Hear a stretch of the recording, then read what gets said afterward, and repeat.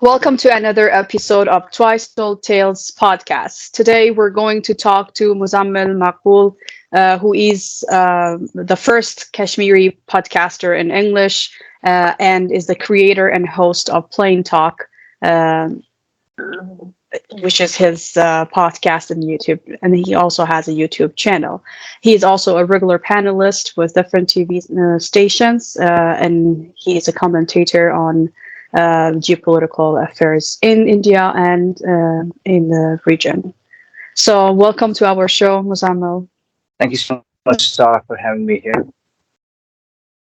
It's great to have you. So, can you tell us where you live and tell us more about your activity and what you do and where in Kashmir you live? I'm from Srinagar, which is the capital of summer capital of Kashmir, and I have completed my PhD, and I am right now senior fellow at Rumi Center for Global Peace. I do organize peace camps. I train people on peace education, life skills, and I'm associated with a couple of NGOs. One of them is Global Youth Corps, and which is a part of Rumi Center for Global Peace. And that's it. That is the engagement as of now. No, Great. in the past, I have been associated with World Bank Policy Group. I've been associated with the United Nations Development Program as well.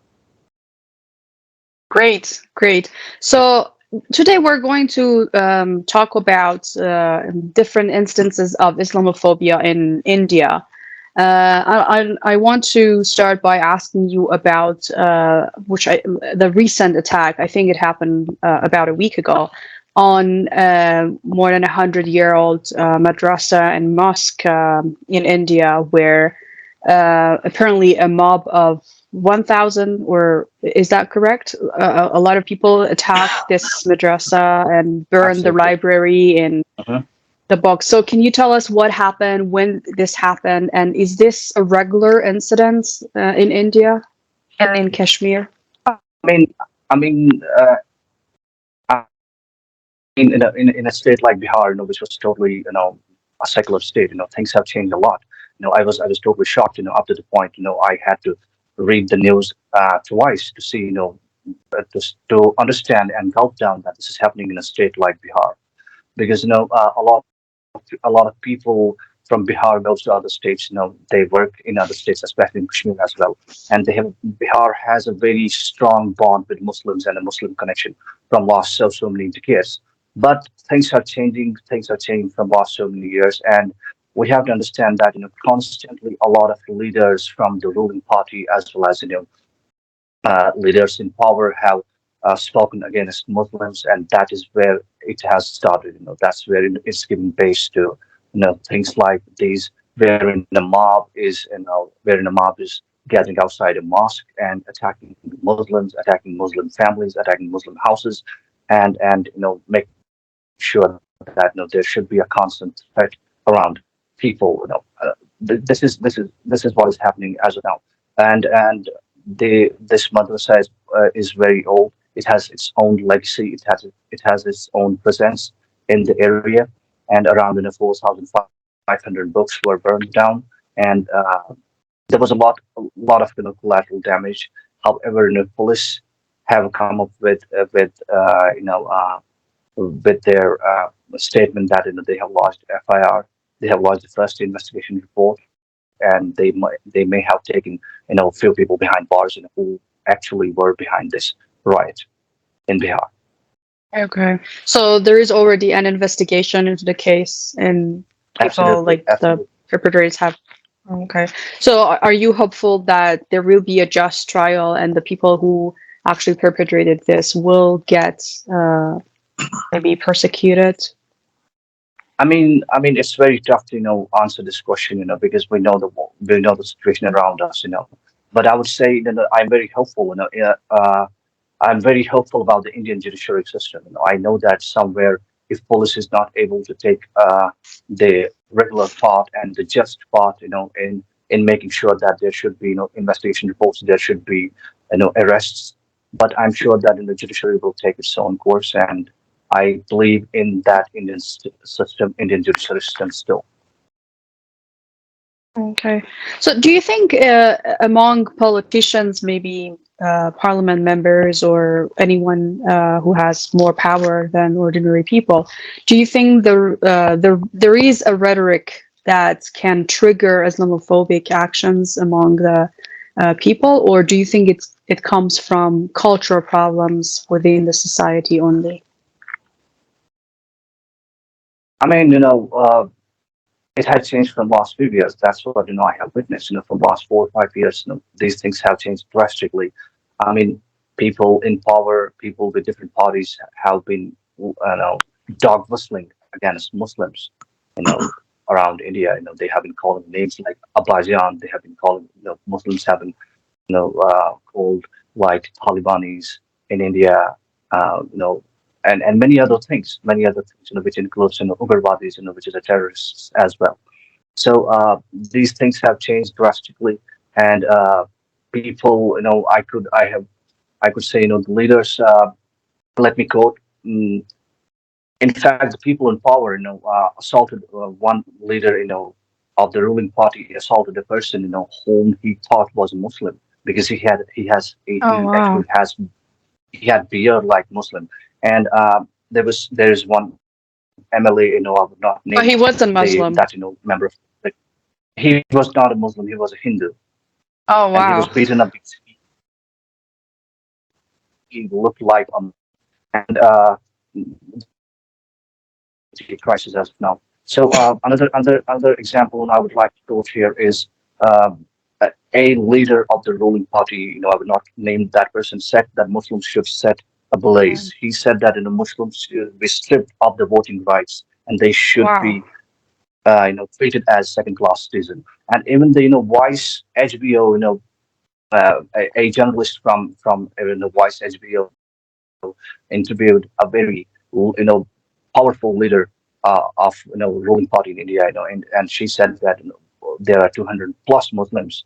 What do you say about them? And then that leader replied that Mm. uh, wherever there is 30% plus Muslims, there is problem. So we should not treat them even second class citizens in India. They should be stripped off from their voting rights and basic rights as well. So these are the problem. Another example, if I would quote here, a Supreme Court lawyer, who's also a leader in one of the ruling party in India, said that Muslims should be openly murdered, and he further Oh, said that there should be a larger boycott of the Muslim food stalls across India. I can go ahead with examples. Another leader at the Durham Sunset. Durham Sunset is something which is called the religious parliament, which has recently started in India from last 2 3 years. A sort of religious leaders would gather at one place, and they call it as Durham Sunset, which is called religious parliament. And in this parliament, they openly called war against India, war against Muslims, and they said that. If Muslims have to stay in India, they should chant Ram Ram. They should chant, this is the religious word, basically, which represent the Hindu, Hindu mm, god. So this is what is happening. right. Or else, Muslims across India should ready to leave for Pakistan. Another leader in one of the election rallies across India said that Hindus who do not vote for me because he's also a Hindu leader. Let me quote it again. Another leader in one of the election rallies in India said that Hindus who do not vote for me have Muslim blood in their veins. This is what Wow.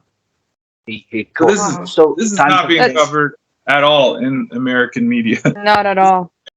I mean, India is 1.5 billion population, of second largest population in the entire world, and we don't have to see a couple of episodes, and we don't have to mark down the entire population. There has been unity in the past, there has been brotherhood in the past, and Muslims have loved, Hindus have loved the, minority groups like Sikhs, Parsis, Muslims, and any other minority. But, as I said, things have changed from recent, few years, and it may, change a lot again. At the same time, a lot of, a vast majority of Hindus are also talking about these, violent issues wherein dog whistling. They're calling against this dog whistling, which is against, which is happening against Muslims. So we have to take that part into consideration as well. And if we will see the history of India, there has been a larger brotherhood, and there was nothing like Hindu, Muslim, or any other minority. Everyone were very happy. But then, as I said, when a ruler, when a person is in power and that person represents a majority of his constituency, and when that person goes in that constituency and talks openly against Muslims and says that you need to save your next generation, that's what the problem is. When you address a larger when you address a larger gathering, when you address a larger populace, and you talk about threats from Muslims, you talk about this and this will happen if you will not talk against Muslims, if you will not stop them now. After 2 or 3 years, your children, your next generation will be in problem. Somehow, it's a negative paradigm. A paradigm is a paradigm, and we cannot stop that. That's what the problem is. A negative paradigm is being set in each and every constituency against Muslims, and that's what is working. That's what is right now working. Any person, constantly, being told against Muslims, constantly being brainwashed, would one day, stand up and say, yes, it's right. We have to talk against Muslims. We have to, say, because these are jihadis, these are Talibanis, these are ISIS. There are so many things, a person would, imagine at that time. But as I said, a wrong paradigm is a wrong paradigm, and this wrong paradigm is being set by a lot of leaders in power right now. That's what the problem is. Right.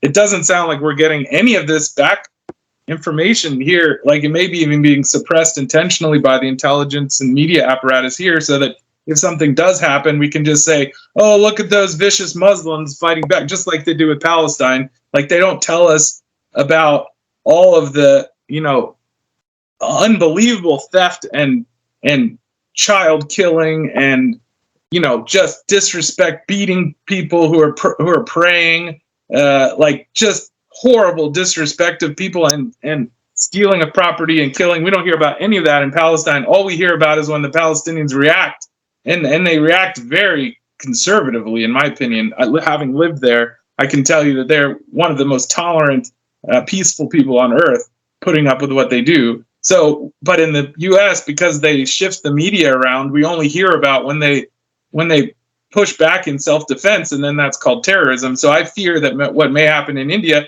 we haven't heard any of this information in the West about these blatantly racist, horrible statements, and the West is primed to recognize racism now, because that's one of the strategies of control in the West, is to use anti-racism as a form of social control. So people here would be primed to see those comments and think, oh, this is atrocious, but we're not hearing those at all. So I fear that what we're being set up here is to hear the reaction of Muslim groups, and so that can be framed as, look, oh, this is what we can expect from Islam because of the war on terror narrative has been entrenched in people's minds here.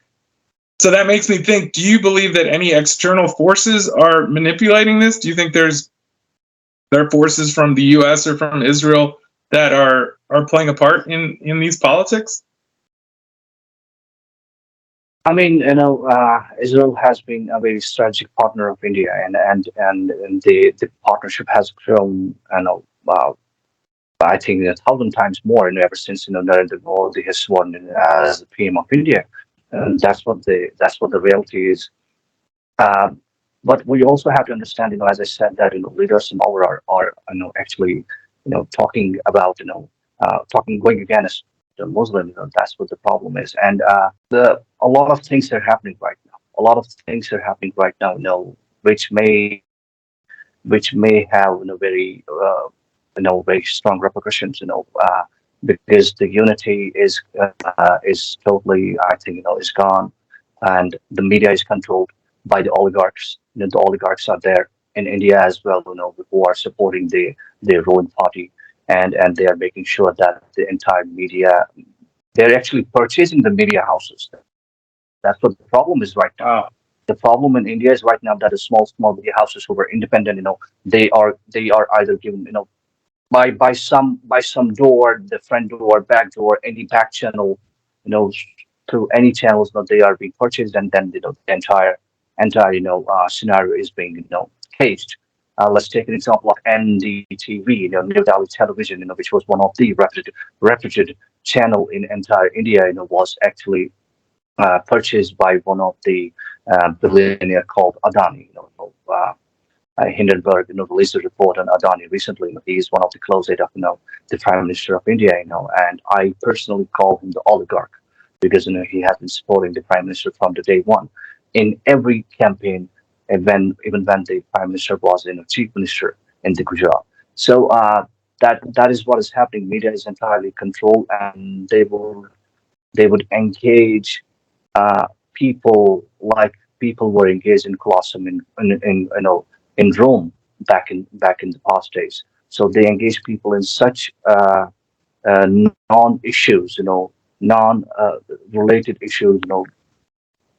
People get diverted very easily. The real topics, which should be discussed on the news platforms, where panelists should be given independent voices, are being totally cancelled and boycotted. That is what is happening right now with the media as well. So you would not be able to hear any news in United States or elsewhere. And as you said, that is there any external power? I think when you give free hand to any person, when you give free hand, when you back up any person, you somehow feel, that person somehow feels that, I have a license to kill anyone or anything. So Israel has been supporting, India a lot, and there are a lot of departments and a lot of fields where Israel is right now, helping India. Uh, that is, I think, that is one of the reasons, this is happening more and more, these days. So you I'm also sorry, feel, I'm not because able to. I was, I'm really sorry. I'm not able to express myself very openly. I am sure Sarah would understand, yeah, we what's happening. totally, Totally, yeah, totally yeah, understand, we and totally really understand. appreciate you going as far as you can. Yeah. Yeah. So this is also what you feel about the media coverage of the Islamophobic incidents inside India, because, like, this example that we were talking about, the attack on the 110-year-old madrasa and mosque, and all the books burned down. I was googling for that news, and there were very few outlets talking about it. Like, and this is like very recent, right? And it's not about. I mean, I was really surprised that nobody is actually, or very, very few news outlets are talking about it. But so this is also how you feel that, for example, U.S. media or European media outlets are not actually covering the Islamophobic attacks inside India. Is that how you feel about the things happening there? I mean, U.S. media is shielding Joe Biden right now, and they are busy with their, with their other strategic partners. They're least bothered about Kashmir. They're least bothered about Muslims in India. Um, Somehow, you would see, once a year, you would see, the religious affairs of the United States talking about, these things, but that would be only, Right. by chance, once a year. Uh, Media is controlled. It is controlled from every angle in India. You will not see the real stories coming out, and that is the reason this is happening more and more. Uh, it is a sort of impunity to those people who are doing these crimes on a daily basis. You give them shield, you give them a sort of a sort of political impunity, a sort of backed uh, politicking backed impunity, to those people who are doing these crimes, and they somehow feel that they are the lord in the entire field. They are the one who Right. control everything. And as I said, and I quoted the examples. These are the leaders who are in power. I don't want to name the party, which whatsoever party they belong to, whatever political party they are from, but they are in power, and they represent a very large Right. majority of people right now. I think if you step back though from Indian Right. politics and you look at global politics and you look at the last 30 years of scapegoating, like globally, racial scapegoating on Muslims for political gain, which was started by the Zionist US war on terror, because they could target some very weak states, and then they could elaborate that into Islam, and then they could use that as a way of getting Western support for Palestinian ethnic cleansing. I think we have a current global, like, racist problem that certain political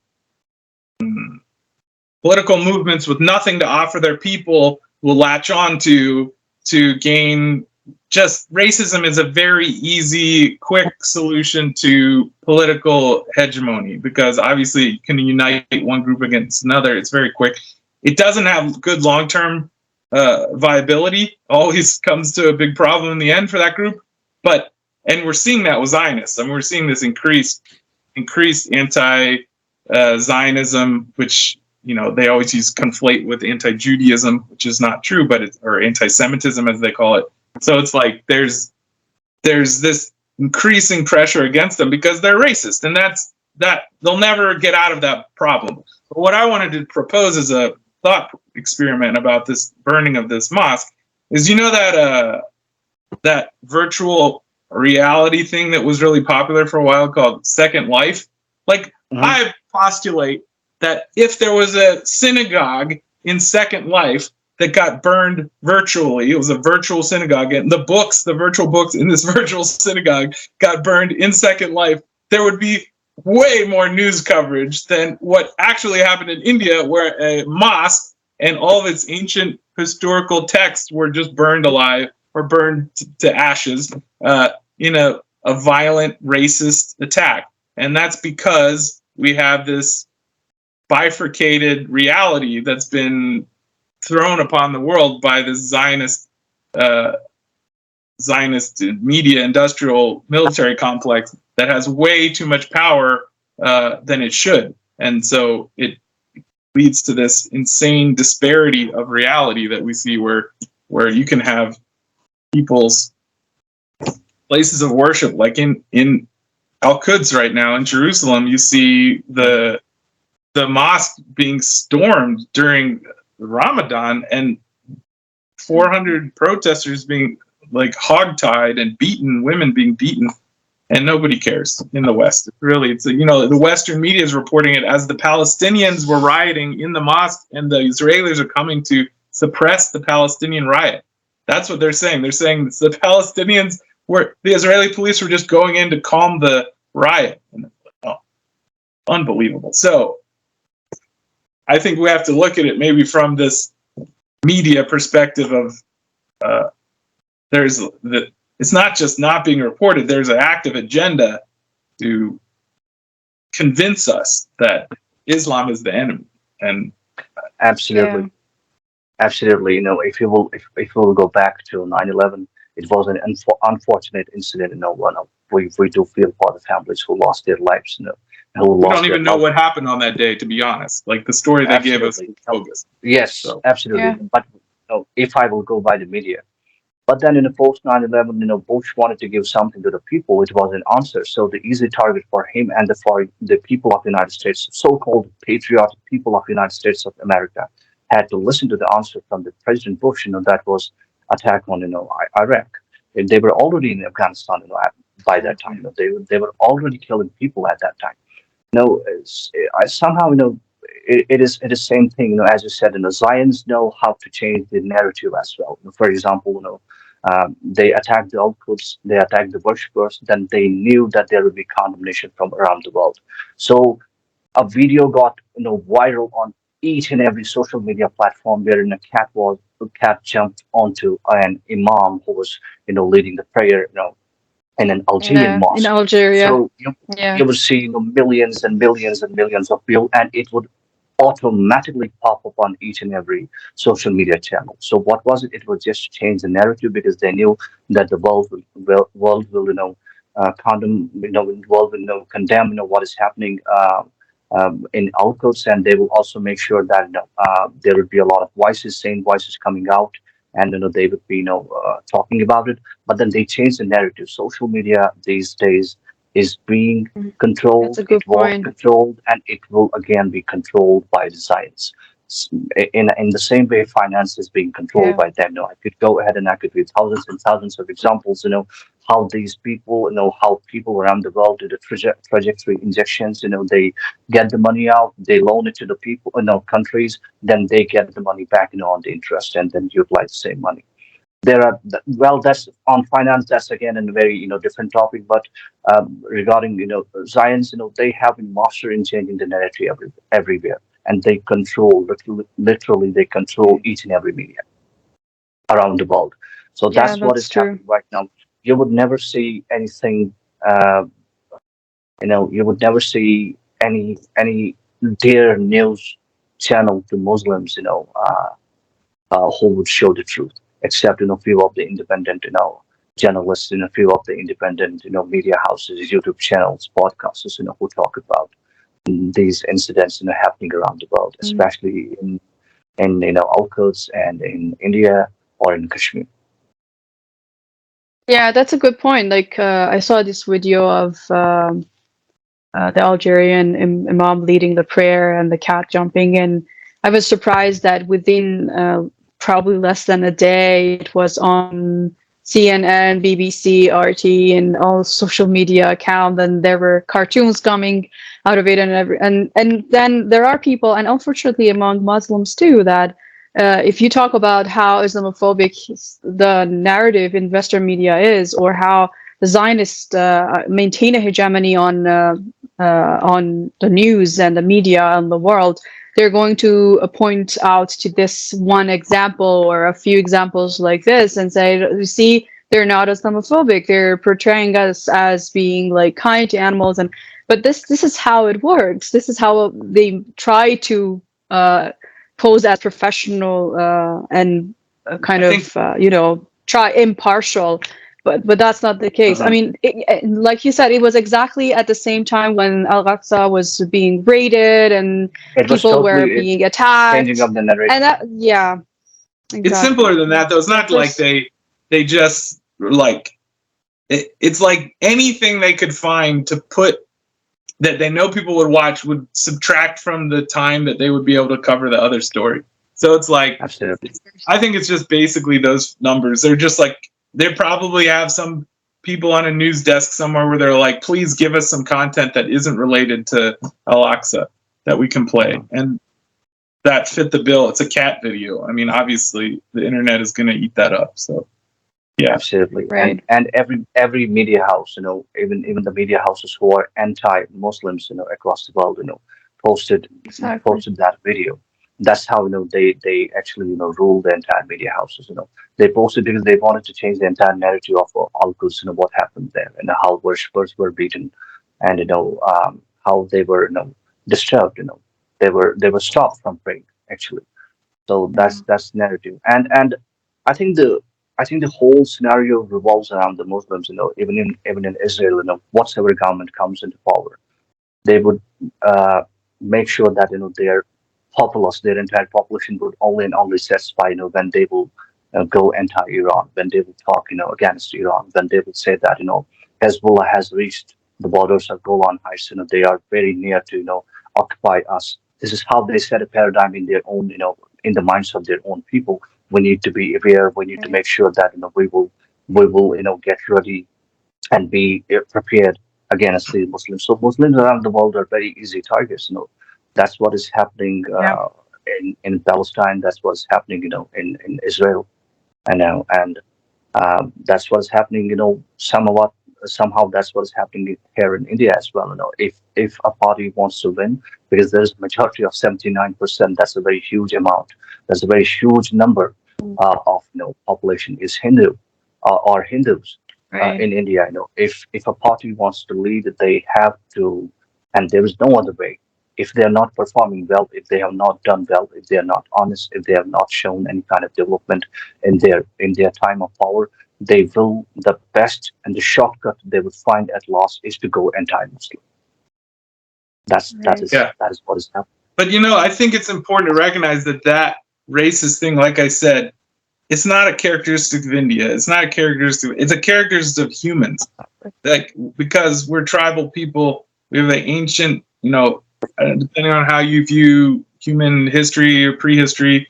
Like, we grew up in, we didn't have as much technology pre-agricultural times. We literally were living in nature as bands of people. And in order to survive like that, you have to have friends who you can count on. And so that becomes your tribe and your clan, and that extends out to people you can trust because you're trying to survive against the jungle or whatever. And then, in agricultural times, that builds up into, kind of state structures because some people don't have to work because there's a lot of extra food. And so then those tribes become states. And then, but our innate thought process politically goes back to tribalism. And so the quickest trick with politics is to go back to that like root, that core prehistoric, like proto-political structure, which is racism, which is, does that group look like us? Do they speak the same language? Do they have the same religion? And if you can trigger people, and there's not enough cross-cultural communication to break that down, because a lot of people, I don't know how it works in India, but in the West, definitely, and I think a lot of this plays into Western narratives because the Indian government wants to appeal to Western governments for financing and support. I think here in the West still there isn't a good understanding between Islam and Christianity. And it's a shame because there's more similarity between Islam and Christianity than there is between Christianity and Judaism. And it's just shocking that people don't realize the brotherhood that they have between Christianity and Islam. And I think Hindus and Buddhists probably have that similarity because there's a lot of scriptural connection between Hindus and Buddhists. But probably in India, Islam is the outlier in terms of the religious community. I mean, Christianity, I guess, and Islam might have a connection, but Christianity was exploited by the British and Portuguese, right? So I think you're finding the one group that is the two groups that are they don't have cross-cultural communication, so they can be exploited against each other.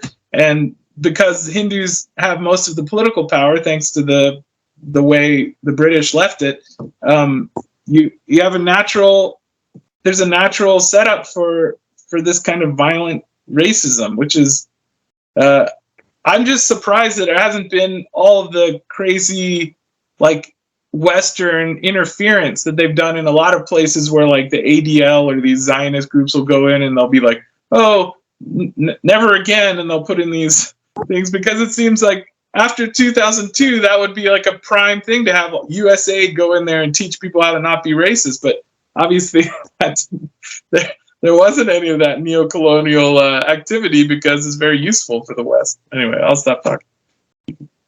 So, I mean, Yeah, that's true. That's very important. I mean, India is go a very ahead, large Muzamil. country.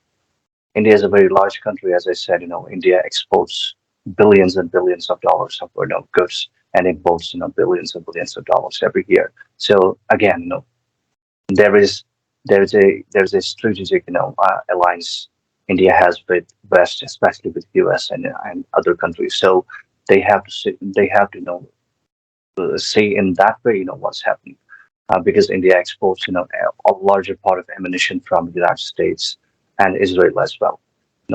Whatever ammunitions, guns they use Right. here in the entire country is being Israel is the largest supplier of arms and ammunition to India, Yeah. followed by Russia as well. So that's the reason there's the interest. There's vested interest in India. That's the reason other things are being neglected.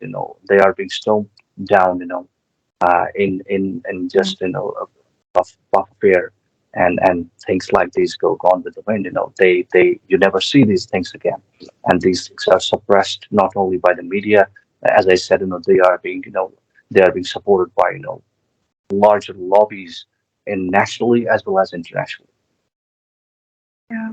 Do you think, because I remember it was probably over a month ago that I was reading about the change of power dynamics and India's strategic partners, like shifting from, gradually in I mean, India is also shifting gradually more to Russia and China rather than the US and Israel. I mean, this is an ongoing process, and I'm sure it takes a long time. But do you think that it's going to actually happen at some point? India will be more, have a stronger strategic partnership with the Eastern powers than the US and Israel? I think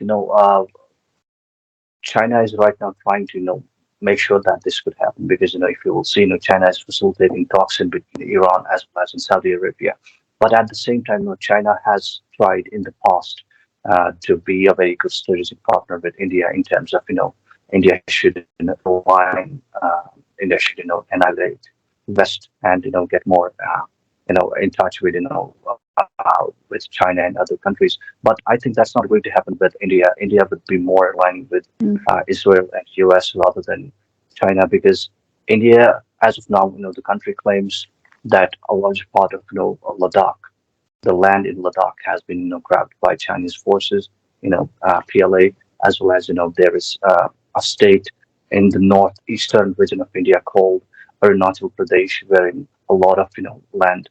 Uh, Indian territory has been, grabbed by China, and they have built a lot of villages there. They have named those villages in their own Chinese, names, and everything has been done. So there has been, there has been a lot of clashes in between Indian army and Chinese forces. I don't think so. That's the Tibetan struggle, right? That you were describing. We're just not using the Yeah. Tibet, Close to Tibet. no, it is But close to it's Tibet. The entire region is close to Aksai Chin, yeah. and Tibet and Pakistan, India as well. But I'm right now talking about the land, the territory, Indian territory, literally, which was in the Indian map, which is still in the Indian map, has been grabbed by China in Ladakh and has been grabbed by China in Arunachal Pradesh, a state called Arunachal Pradesh, which is the northeastern part of India. So when did this happen officially? Like, when does this land grab last happen? year. Last year, there was, in fact, there was a very large Oh, wow. clash place called Dalklam. So I remember that, but I didn't know that land was exchanged for that. Really? Wow. it was not changed; it was actually grabbed. The territory was grabbed, Oh, yeah. and India couldn't do anything. The prime minister said that. Wow. The prime minister said that we are trying to resolve it on our own, and nothing has been grabbed. But then, opposition leaders and the opposition party in the parliament denied, and they said that the acquisition is 100% correct. China has Wow. grabbed a lot of land, and I'm talking about hundreds of kilometers, square kilometers. That's Wow. amazing. I didn't know that. Wow. Yeah. I'm not talking. I didn't know Talk either. about- I just talk knew. about- I'm not talking. Yeah, I knew there was discord. Yeah, go ahead. I mean, Sorry. sorry to interrupt you, but talk about the current political situation where we see China like leading peace talks in the Middle East or whatever, and like basically taking the global reins right out of the hands of the U.S., which exposing the U.S. as this warmongering state that's just bombing the world, and China's looking like. I mean, if a year ago, they basically stole land. They didn't see it that way, I'm sure, but stole land from India, and India's partner, supposed to be like super big ally, the U.S., couldn't And like Israel. prevent that from happening. That shows you that the reins of global power were actually in the Chinese hand way before now. Exactly. That's Absolutely. amazing. So, Wow. absolutely. And at the same time, Indian diplomacy will always surprise you. They will never accept that such territory or the land or a village or a couple of Wow. villages have been occupied. I would use the term occupied by China, grabbed by China. They will not, because Indian diplomacy will always surprise. They never accept these things. That's what is happening. But yes, a lot of articles came, a lot of videos came out, a lot of evidences came out. Those evidences were described in the Indian National Parliament, and the national opposition leaders all discussed those evidences. What is Prime Minister doing, and why is Prime Minister silent on this land grabbing issue, which happened in northeastern states of and to be quite honest with you, it's not only one state in the northeast. And not if we will see on the map, it covers a couple of other in a couple of few states more than in Arunachal Pradesh, wherein the land has been grabbed, and China has totally, NASA. I think through NASA there were few images which were released wherein they showed that China has permanently settled down their bases there. They have not only settled the bases, they have made the proper villages, and people have started living there. Chinese people are actually living there. If I drive up from Delhi through Himachal Pradesh and keep going, I'll come to like eventually a Chinese roadblock with a visa station that the Chinese people are staffing. That if I was there 2 years ago, I could kept driving before I hit the Chinese roadblock. Absolutely. Nepal. Really? Wow. Oh, I gotta Wow. go do that. That is wild. That is not reported here at all. Oh man, that would make a great news I story. didn't know about that either. Wow. I cut that part out so we could like go do that reporting. That's unbelievable. Because I mean, obviously the reason they didn't show that in the U.S. media at all, or the Western media at all, because it shows that the UK and the West has zero ability to stop China. Like, because this would have been not accepted at all 10 years ago. There would have been like, oh, China, blah, blah. Because I don't know if the whole Tibetan thing was cooked up by the CIA to create this whole narrative of China, the ethnic cleanser or whatever, so they could use it against them, just like they're doing with the Uyghurs. And I'm very sympathetic to Tibetans. I love that the Tibetan people and the religion. I find them to be a wonderful people. But the CIA exploited them for geopolitical reasons in this game, and this is a complete like obliteration of that narrative that China just rolls in, takes the land they want, sets their post down in it, and there's nothing they can do. And nothing happens. There is not even news coverage of that. This is the first time I'm hearing about this. So we not only have to be sympathetic about Tibet and Uyghur Muslims, we also have to accept the fact that these things are happening in China, in East Turkestan. The re-education camps happen, are there. They're re-education, but the idea that it's like a absolutely the motto behind the entire game plan is actually to make sure that people should understand that China is bad, and China should somehow they should not only engage into war, and they should make sure that the strategic partners of China should boycott China. But the problem is where that rhetoric comes from.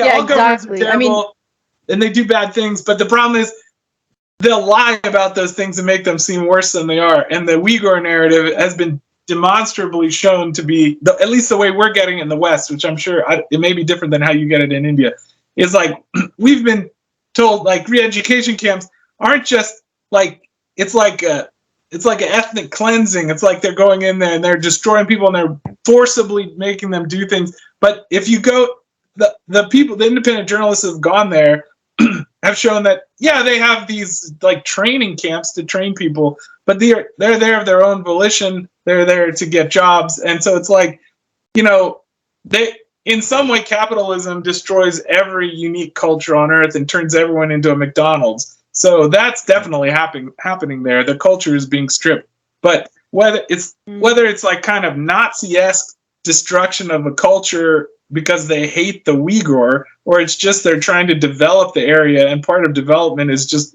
destroying everything good, which is what basically USAID has been doing around the world. It's a hard call, and most of the propaganda we get in the US comes from one guy who's like a crazy religious Christian fundamentalist who hates China, and it's totally biased. So we're not in a great position in the U.S. to be saying anything about the Uyghurs, basically, is what I'm saying. The first thing that is important is who is blaming China? Is the U.S. and European Union like accusing China of doing those things? Or they're not in any moral position to do that. The second thing is, like you said, there's so much exaggeration. I look at the case of Iran. Like a lot of the things that are happening inside Iran, I don't approve of, and I'm totally against that. But I don't want any government outside or any organizations outside Iran or Iranians to tell me what to do inside my country. I mean, we have the ability to decide, and if we need help, we know how to ask for help and everything. We don't want them to talk on behalf of us. And I see how everything is so exaggerated online, and how the U.S. Like the White House or the European Unions are making, like, they totally ignore one case of human rights violation or a lot of cases of human rights violations elsewhere. But when it comes to Iran, with 2 videos that are not even verified, then they have a UN council and they pass a resolution. This is this hypocrisy and double standards that hurts us. It's not that we believe that China is like holy and they don't do anything bad or anything. No, I mean, we know that China is also like you said. I mean, I didn't know about this case, but I knew about the Uyghurs, and right now you're saying that they have moved from. I mean, we knew that there was some conflict over territory, but now they have moved on to grabbing the lands. In Kashmir, could you talk about that in Kashmir? Because your land is being claimed by 3 different groups, or maybe 4 different political movements right now. So how do Kashmiris view that land grab from China? How does that impact the resistance in Kashmir?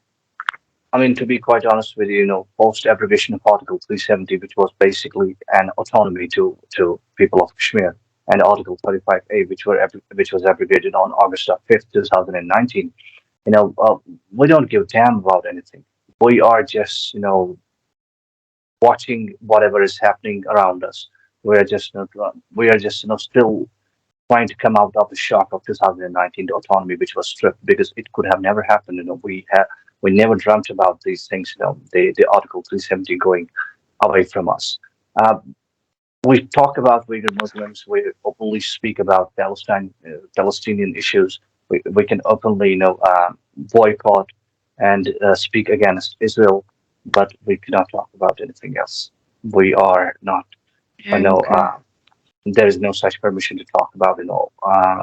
Yeah, you can't talk freely about the resistance, right? Yeah, but you could maybe talk about how Kashmiri people view this situation around the world. Like, I think the idea of resistance, of indigenous autonomy, is something that it doesn't have to be limited to just the people whose ancestors were born in the jungles of the land or the deserts of the land we're talking about. It could be even something as complicated as what's happening in the U.S. right now, where the current political structure was built on the destruction of an indigenous population here that put up great resistance and has now been broken into living very desperate lives in very unproductive land, and that's one resistance that's still there in some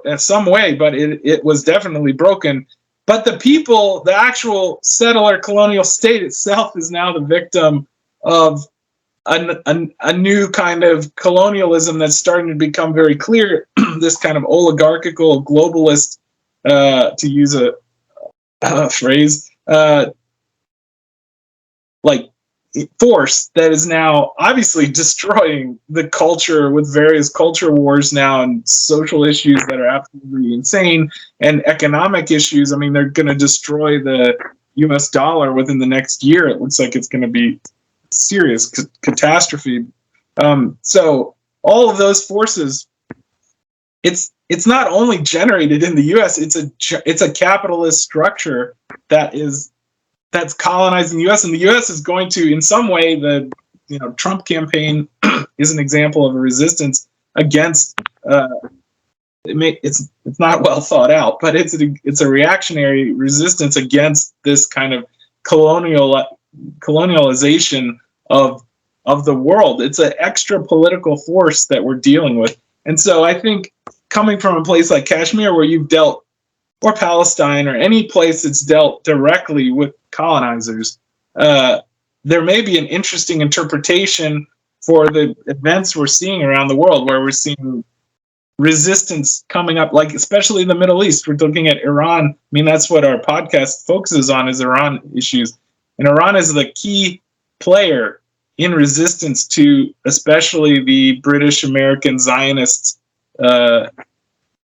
empire, or remnants of the empire in the Middle East. So I can say that, as I said, that post-abrogation of Article 370 and 35A, Kashmiris are still trying to grasp what is happening on the ground. A lot of changes have happened. A lot of laws have changed.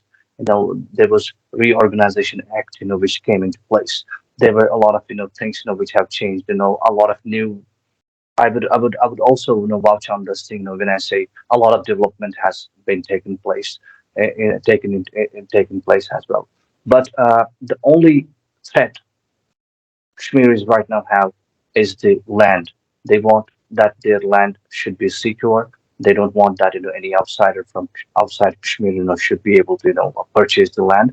That's what the demand of people right now is. They want a land rights act from the current government into power, which is the Bharatiya Janata Party (BJP), headed by the Prime Minister Narendra Modi. People of Kashmir want safeguard of their land rights, so that they will feel secure that because there is very less land available as compared to other states of India, and that's it. That's what I can technically this is how I can technically answer this question as of now. Do you think that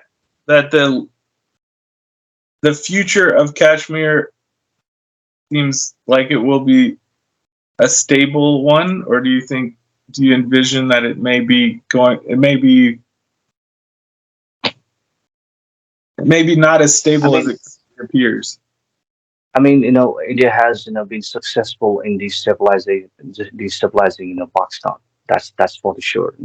But at the same time, India has built new relations with Taliban, Islamic, Emirates of Afghanistan.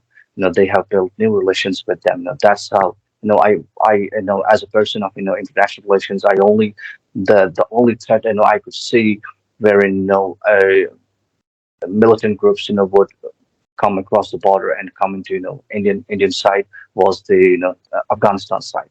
But then the Indian diplomacy has managed it very, very well to build a very strong relation with the current Taliban government, and because they are not only exchanging a lot of programs, India is helping Afghanistan in various ways, especially when it comes to food security.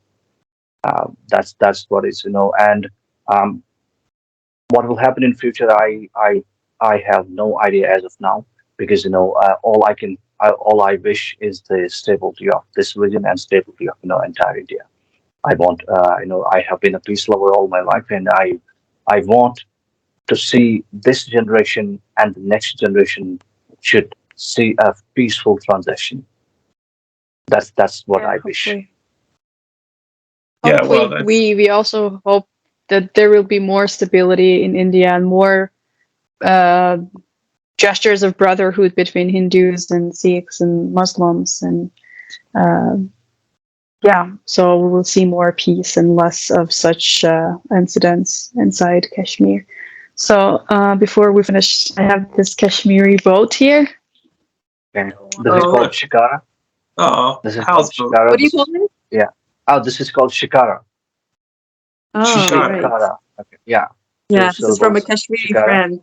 Yes, this is made from walnut wood and polished outside. Walnut wood, yeah. So they make the whole boats out of walnut wood. The whole big boat. Yes. Wow. This is Shikara, and there is one more called houseboat. Wow, that's hard wood. That's a real craftsmanship to carve walnut wood. Yeah. They have a lot of great woodwork and wood arts there, right? And you have absolutely a lot of culture has come from Iran, Turkey, and these are the two countries we have entire Kashmir has been influenced from. In fact, 95% of our culture matches with these two countries. Oh, 95%. Absolutely. amazing. Absolutely. Well, I think it's time to go to Kashmir. Then we got to do a podcast. From hopefully, we can figure out Yeah. travel. You both are welcome. You both are welcome anytime. Thank Especially, you so visa, much. visas. Visa is very available, Chris. It's available very easily. So back in 2000, when you wanted to travel here, there were no restrictions on the international COVID. for international tourists. No, back in 2000, you wanted to visit Kashmir, Yeah, or it was exactly. I wanted to go there, but it was much more difficult for internationals to go 2000. there. 2000, it was totally a war-like situation because there was literally war going in between India and Pakistan in a place called Kargil, which is very Yeah. close to Ladakh.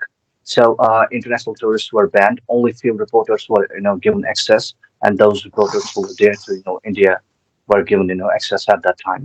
So right now, visas are very available. A lot of people are traveling very very frequently and very easily. So please That's do visit great. us, and you would love to meet a lot of people, both of you. Is it easy for Iranians That's to travel great. to India? Iranians can travel anytime, and it's like they just apply, and I'm not sure whether they have the visa on arrival here. Uh, uh, that if I have to travel to Iran, I will get my visa in literally in 30 to 40 minutes. That's how easy it is. Yeah, it's very Wow. easy for you. Yes. I think we need to apply for a visa in advance, but it's pretty easy to get it. It's very So we'll easy. check. Absolutely. It's Yeah. very easy. Yeah. Okay. Thank you so much for your time. It was a great conversation and I learned a lot. And thanks everyone for watching another episode of Twice Told Tales podcast. Don't forget to support us and join our Patreon community and share this video. And don't forget to subscribe to our channel and activate the notifications. See you Thank you so much. next time.